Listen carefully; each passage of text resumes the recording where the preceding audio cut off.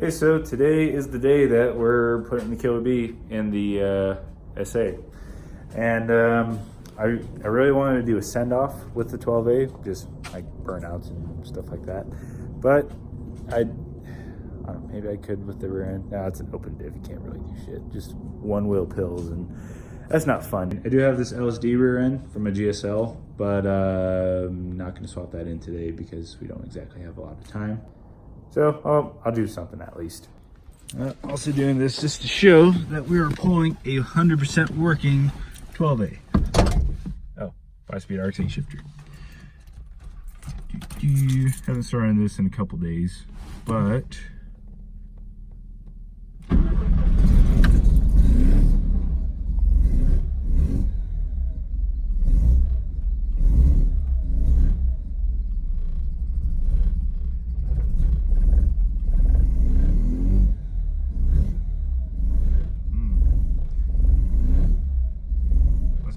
fuel in the carb.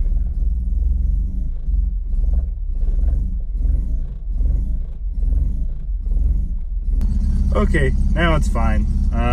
Yeah, I think the fuel just dried out of the bowls and I didn't let it prime long enough. So that was weird. It's never done that before, but now it's fine. Still cold, but it revs up and it goes right back to idle just fine. But yeah, this is a fully working 12A, and once it gets warmed up, let's give it a few red line revs, and that'll be it. Okay, I think I know what it might have been. So this little guy right here just got stuck in the up position. When you rev it, it goes down and plugs that hole. So that hole is just wide open. So I think that's why all the fuel was like evaporated out. All right. So it is up to temperature, so now we're going to go ahead and do a couple of ricey free revs.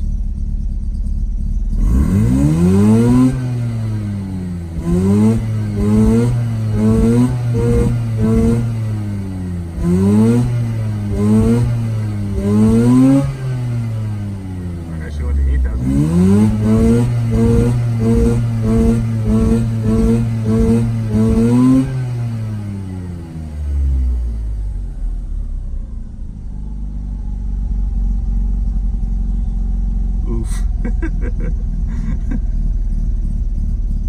And she goes right back down.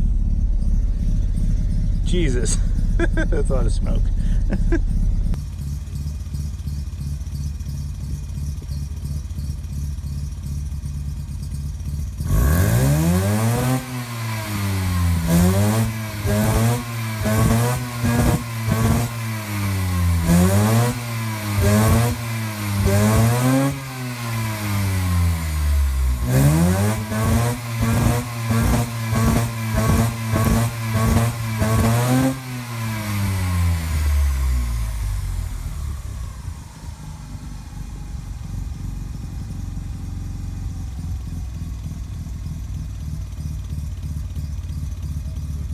Okay, so we don't have my engine hoist here yet, so pretty much we're just going to be taking accessories and things like that off.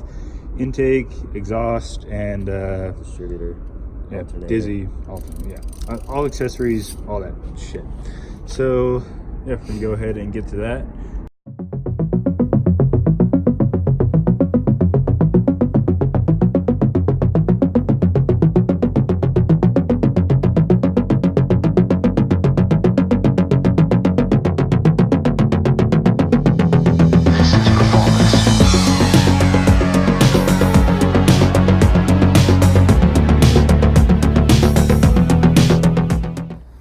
Okay, so we got pretty much everything disconnected from it. The only thing we need now is my engine hoist, which my friend has, and he's bringing it over, I think. I hope. Hopefully. Yeah. So, because the EGR port is blocked off right here, all that carbon from the exhaust went up through the iron and got stuck there. But it did its job. It actually brushed a lot of it off. So, yeah. Also, this dizzy O-ring right here is definitely in need of a replacement. So I'm going to replace that before installing it in the 13B, and should be good from there.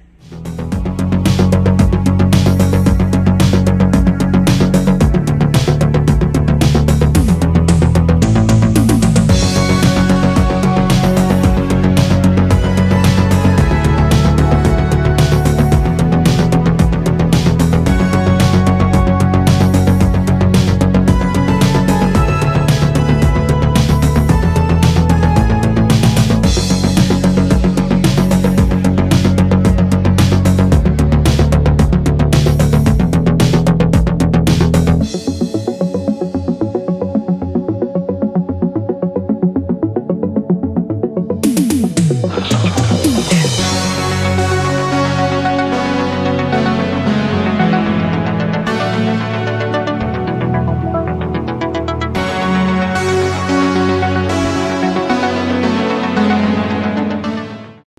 so pulled the clutch off, and these surfaces actually look better than when I put these on originally, so I guess I know how to drive manual pretty well.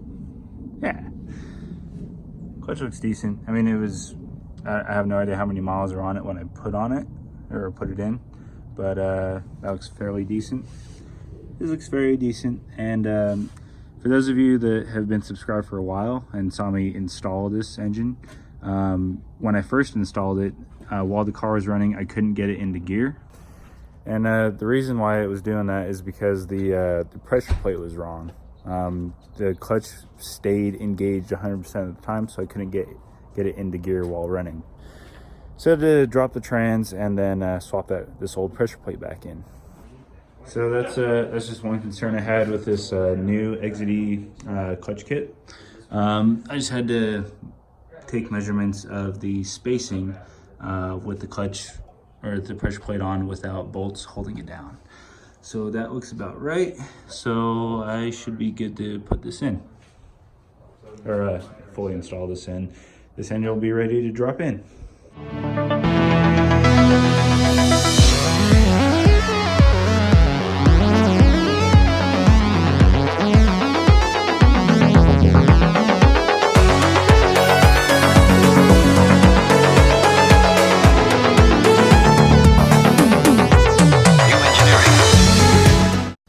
Okay, so we're over at Jack's house now, and well, just got done putting the 12A in his car, and well, I'll just let you tell you guys a little bit about it. Okay, go ahead. Streetport 12A, and that was about all that was special about it. The Nicky Carter's next with, and I don't know what's going on, so we're gonna pray it works. Yeah, it's just a hogged out Nicky, so it's a massive downgrade from the Holly that I had on this engine. We're gonna pray it makes at least 10 horsepower. That's okay, because it's in the car. That's more than this car has had for a long time. So it's honestly, it was pretty bad. The sunroof is warped. He's welded some stuff. He's relocated a bunch of stuff.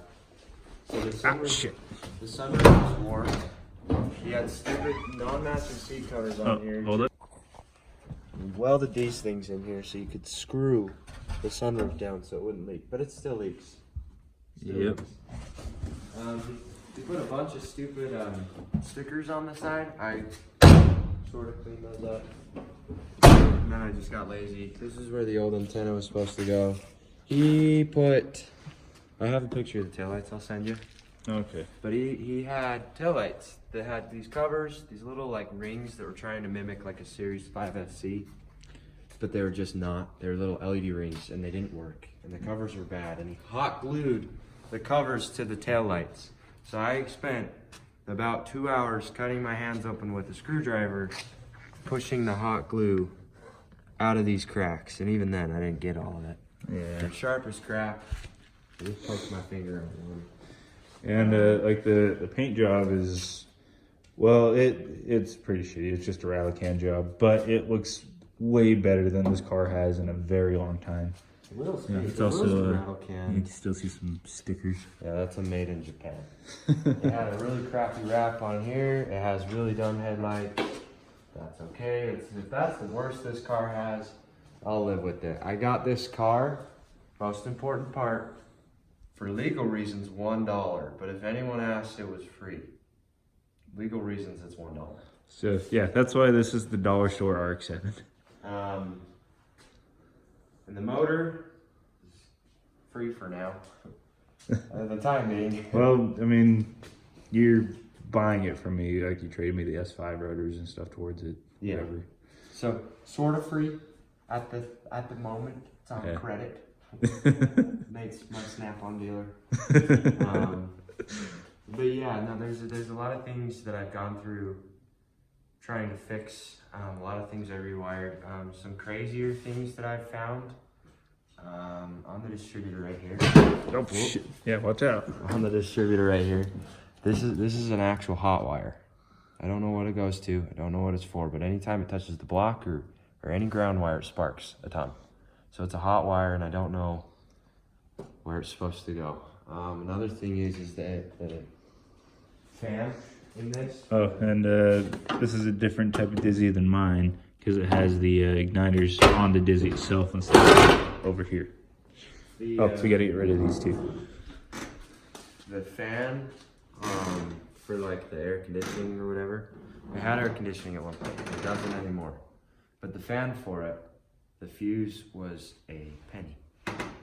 And I was scared. I was burning my car down. The fans, the wiring is just a mess. It works, hopefully still, but it's a mess.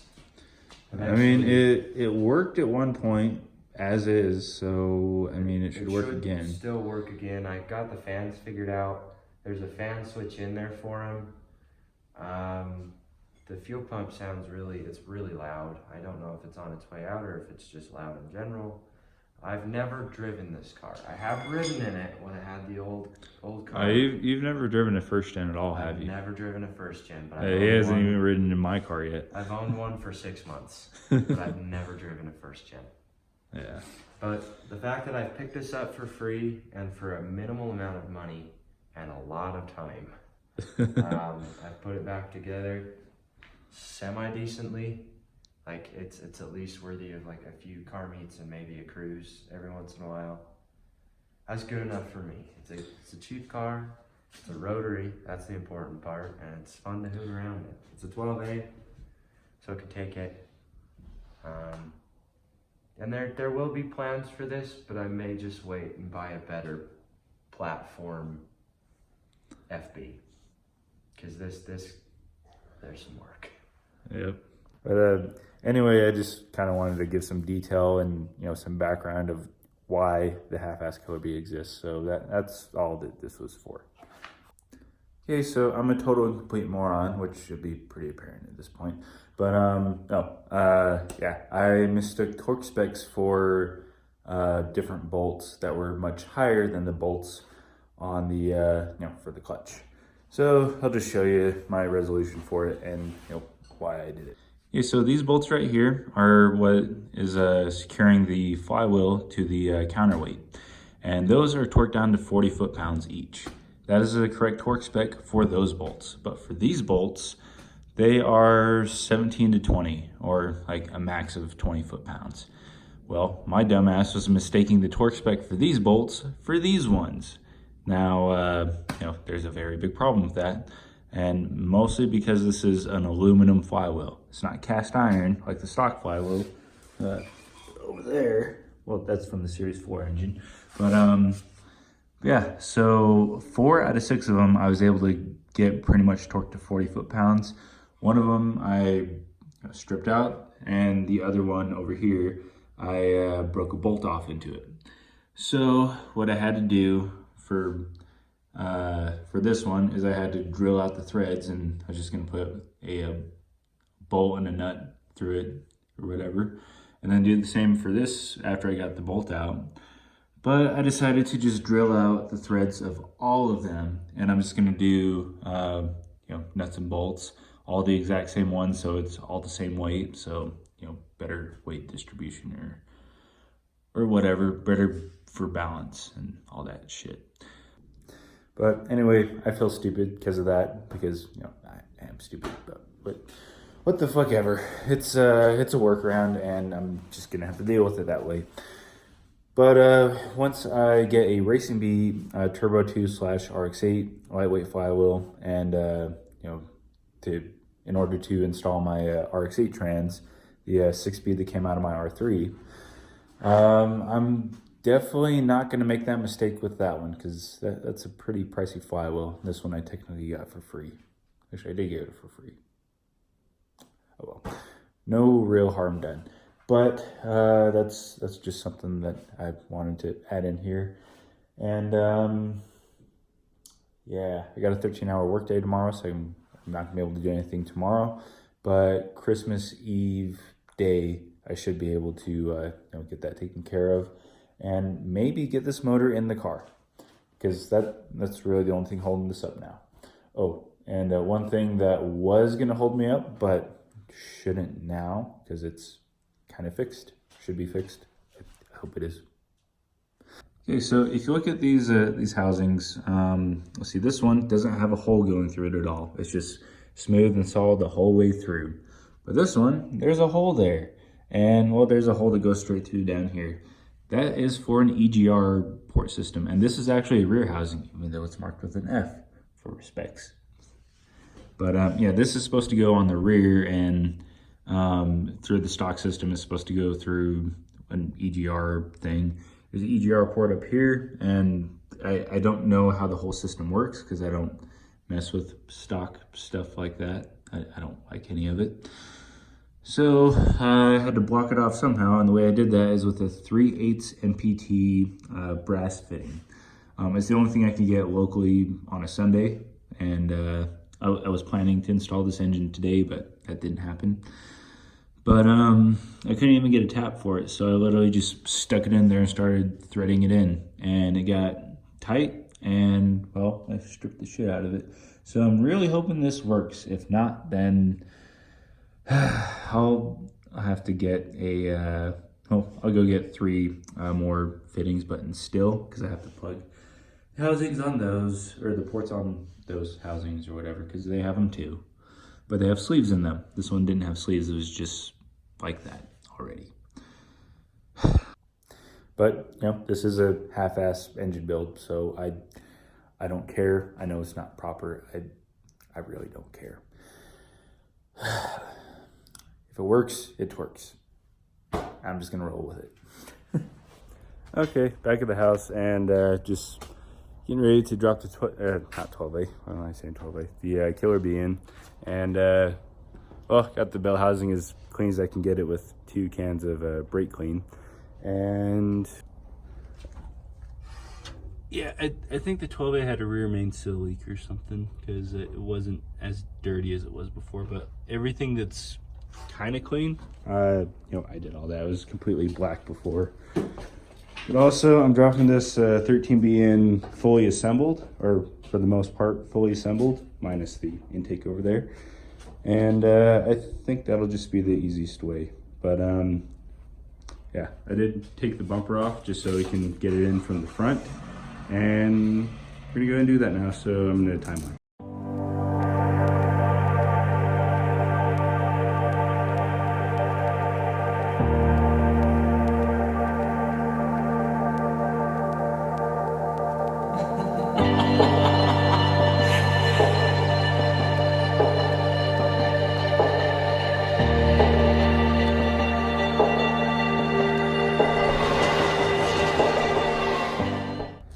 Okay, so there's a black and yellow engine in my car finally, after, what was it, like 2016?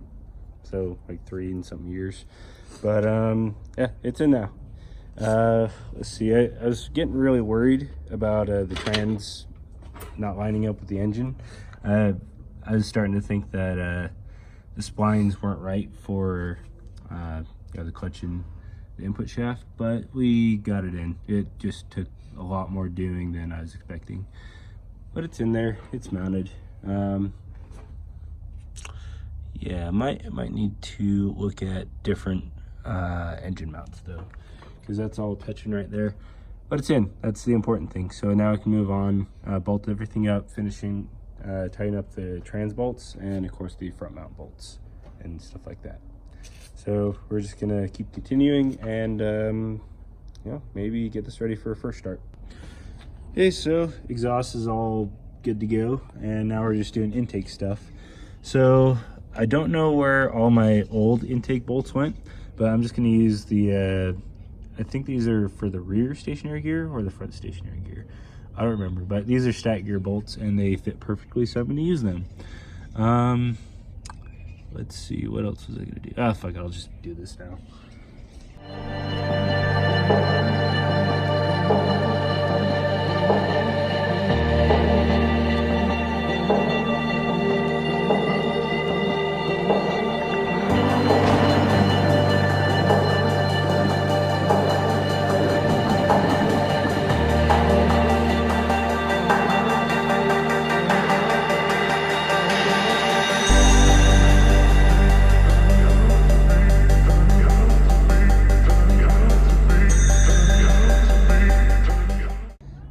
Okay, so pretty much everything is set in place where it needs to go. Just a couple little things to button up. So I'm not 100% sure if this is right, trailing or leading for the coils, but that I will figure out off camera and whatever, and mention something about it later. But right now we're gonna get the radiator and oil cooler in and the lines hooked up and stuff like that. So I'm gonna do that.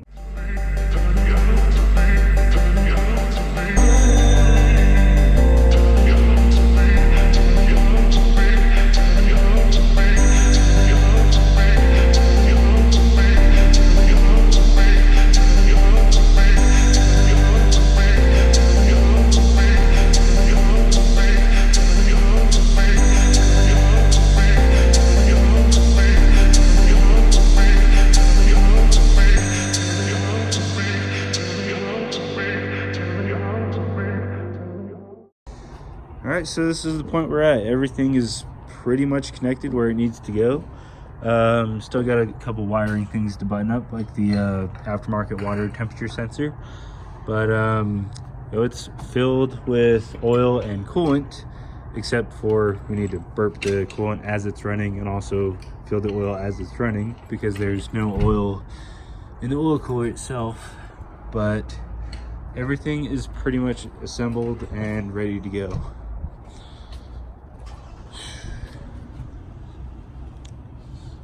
Yep, the car has a killer bee in it again. Yay! So we're gonna end here for tonight, and then we can go to the meet in a minute, and then tomorrow should be able to get a first start going. The next day. Okay, so just swapped out the fuel filter because I don't want to start it with the same dirty filter that's always been in the car since I got it in like 2016. So here's the old one. We're gonna crack it open and see what's inside of it. All right, so I'm just gonna crack it open with this sledgehammer.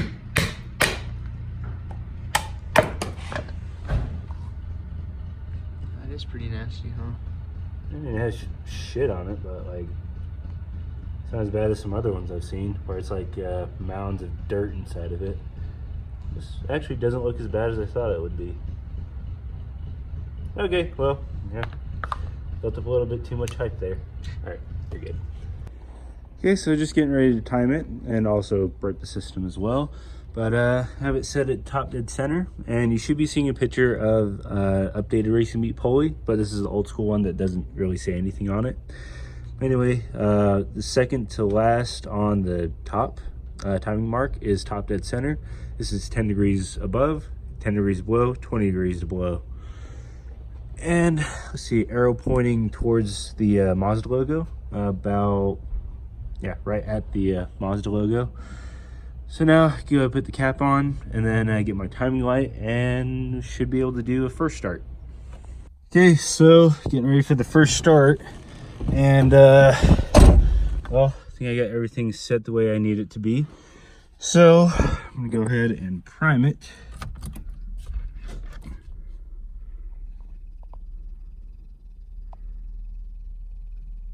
Okay. Make sure it's in neutral.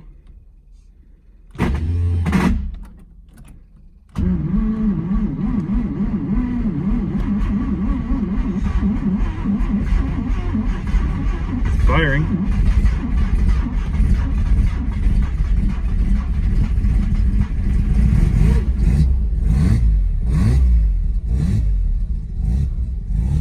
Ooh, hey, look at that oil pressure.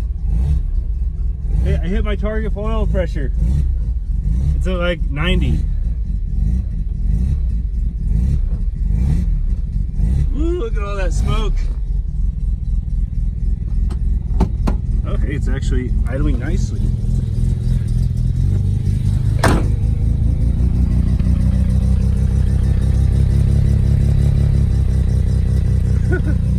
Okay, yeah, I gotta do this.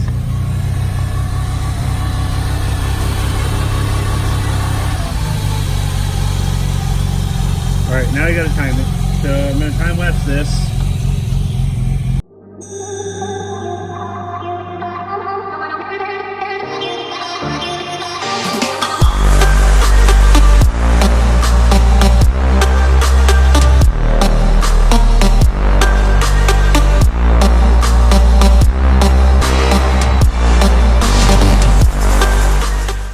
Okay, so some of you might be wondering about the smoke. All that is just the header wrap stuff, just burning up to the exhaust. Let's see, I believe have a bit of a fuel leak, so might need to get a new gasket kit for the carb. That's starting to go. Let's see, idle pressure is like mid 50s, so that's about where I want it. But it sounds nice. Like it. I mean, yeah, it definitely needs to break in, but this isn't bad at all.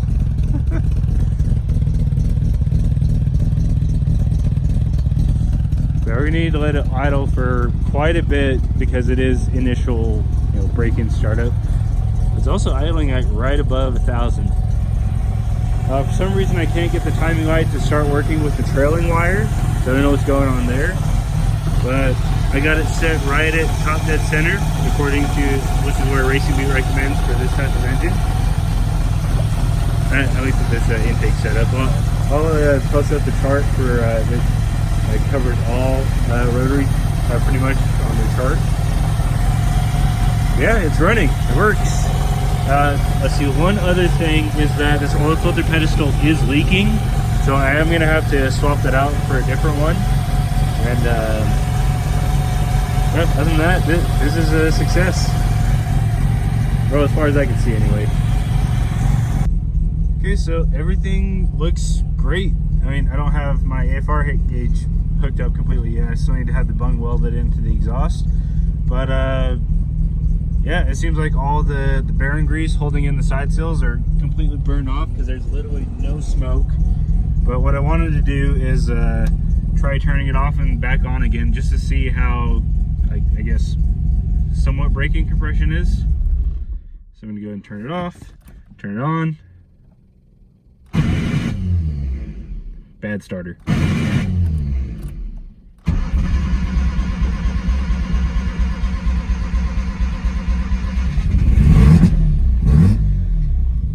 Alright, so compression isn't optimal for starting initially.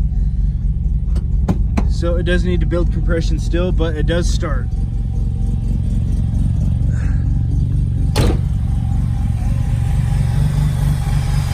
Yeah, the teeth on the flywheel and the starter don't really like each other that much. But it starts right back up for the most part after a little bit of cranking. And let's see, the fuel filter still nice and clean. So I guess there isn't a bunch of crap in my fuel tank like I thought there was. Yeah, she runs. I did it. My first ever engine build. Oh, yeah. And to get me to this point with this engine build, out of pocket, I spent about like, what, 400 bucks? Maybe 500 with like little accessories and bits and fluids here and there. But yeah, sub $500 full engine build, large street port and whatever. And it sounds and runs great. Well, so far from what I can see, this is the first start after all. But next thing to do is to swap out my rear end for the GSL LSD rear end, and then I can actually start driving it on the road. But